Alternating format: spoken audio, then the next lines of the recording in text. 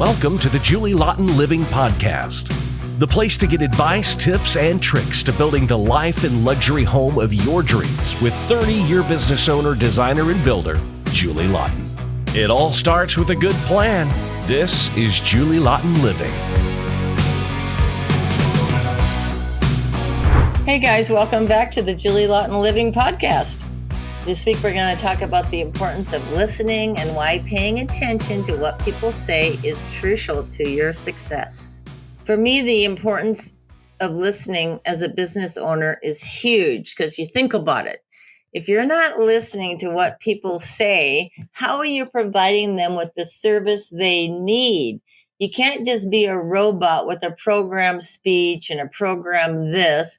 Because for example, I've been to places that have this program where they come at you with this and they ask you questions and I'm thinking, they're not even understanding what I want. They just have this process and they're not listening to me. And I'm like, oh, I can't stand it. So I'm very aware of that myself because I'm a consumer too. But what I've done to kind of perfect my business is my superpower, as I've discussed in other podcasts, is I learned to listen because when I was young, running all over the place, and it's all about what I got to do today, and then, sort of like all about me when you're young. It's weird, but trust me, you'll learn.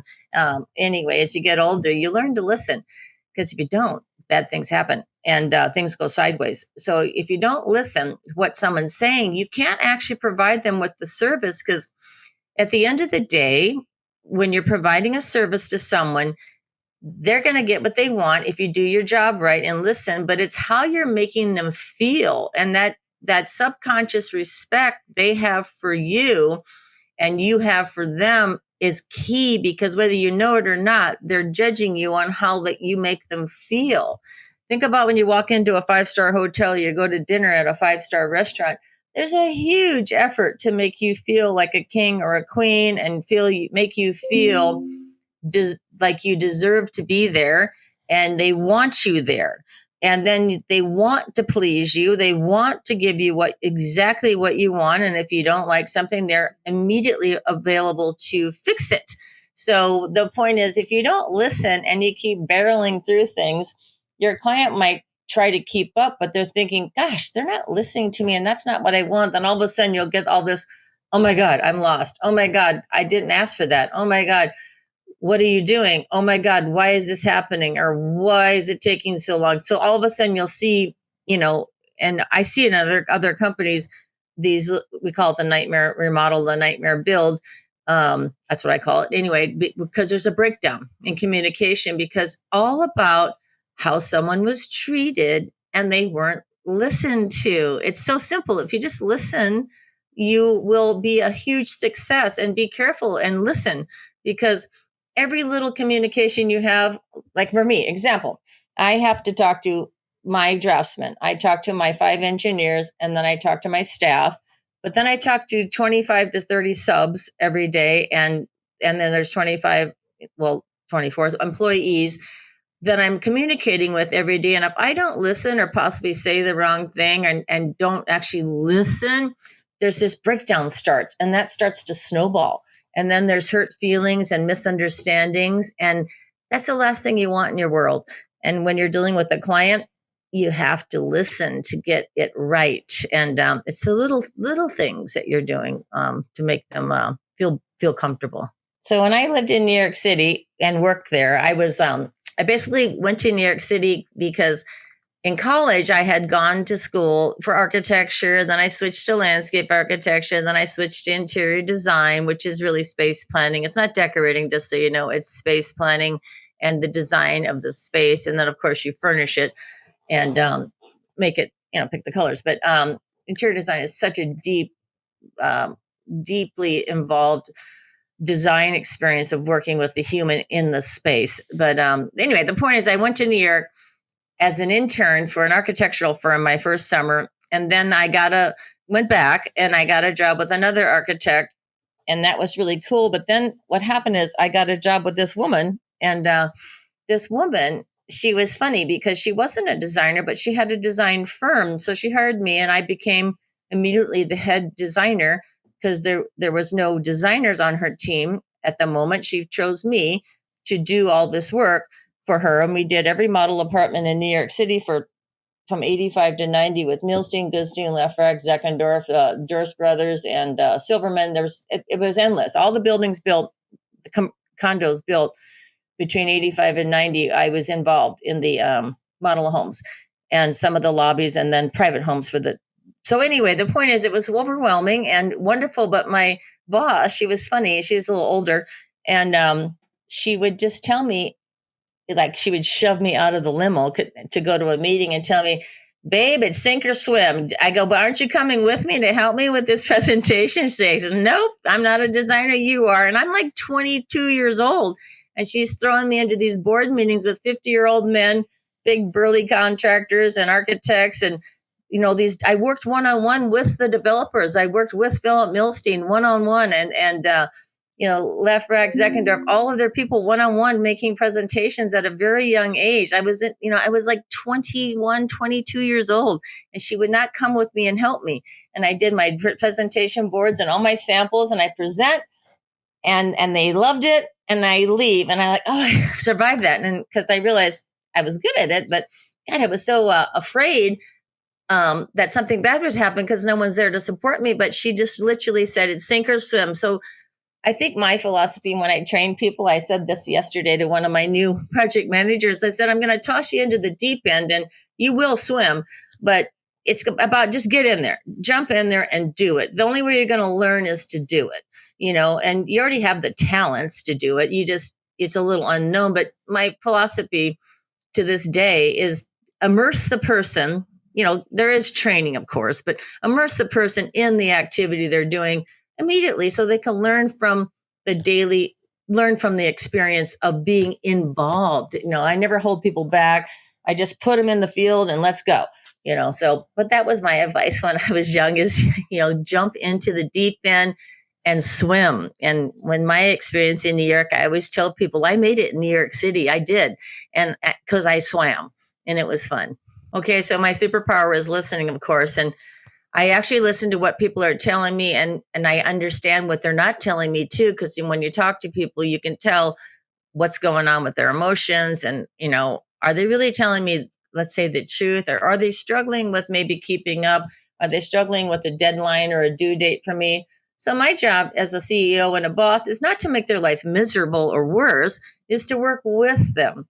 So if somebody's got an issue, I'm going to work with them. If somebody says, I can't make your deadline, I said, fine, give me a new deadline, because there's always deadlines. And I have to shift my whole world around everybody else and what they're doing. Because, in construction, it's like conducting a symphony orchestra with 50 people every single day. And one person changes their schedule. It affects 10 other people, 15 other people. It's a ripple effect. So managing 50 workers and subcontractors every day, plus 5 engineers and 2 draftsmen, is a huge, phenomenal task. And let me tell you, I did this by myself for many, many, many years. I didn't have a secretary until 2014 or 15. And then I didn't have project managers until this year. I decided to have project managers at 60. So the thing is, it's a phenomenal thing, but I enjoy it because I like being hands-on and getting things done and moving things along. And if you delegate to too many people, they don't get the Julie magic, which is go, go, go. So I learned to listen to everyone, but I'm also a taskmaster. But I work with people. I work with them by listening. So my biggest tip of how to listen and put this into action is you have to actually talk to everyone and listen, because when you talk, it's not about talking to them or talking at them or screaming orders or I need this, click. It's talk to them and listen to what they're saying, processes, and then implement what they said into the program and put them in the slots and where do they fit in this day or in this process? Because every job, I have to report to the client, what's the budget? What's the timeline? That's the 2 things we do constantly. Where are you at? And then I have to tell them where I'm at because of this and this and this and that. What is the percentage of completion? What's the percent? When do you think we're going to be done? Why is it taking this long, or what's happening? So every single human, so it's like, it's over 50 people we're dealing with every single day. You got to plug them in. And we have a Gantt calendar and a chart, but I do it in my head, but we have it on paper too, but it's all plugged in like a little computer system. And then that punches out the date, the end date. It's kind of fascinating, but the daily attention to detail and listening to what people are telling you affect the project minute by minute. It's insane. One little thing goes wrong one day, you could be delayed 3 days if you miss something, or you could be delayed a week, and then God forbid there's a change, or you could be delayed months. So every little action you take, and determines the outcome of your success in a project and in life. And if you don't listen and you miss something, it bites you in the butt. So listen is my advice.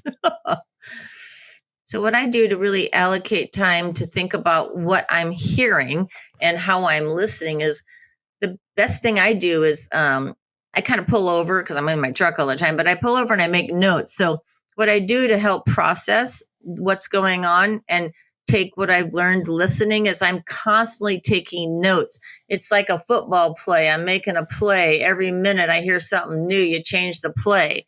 So, and I make a list. I literally have a list. I call it my hit list. And what needs to be done now? What needs to be done today? Who did we not call? Who hasn't called us back? It's a hit list. And again, it's like minute by minute, but it really is today or this morning, this needs to be done. So I take a list and I prioritize everything that needs to be done, like a hit list, and they have to be done. And I have a team behind me helping me too. Call him, call her.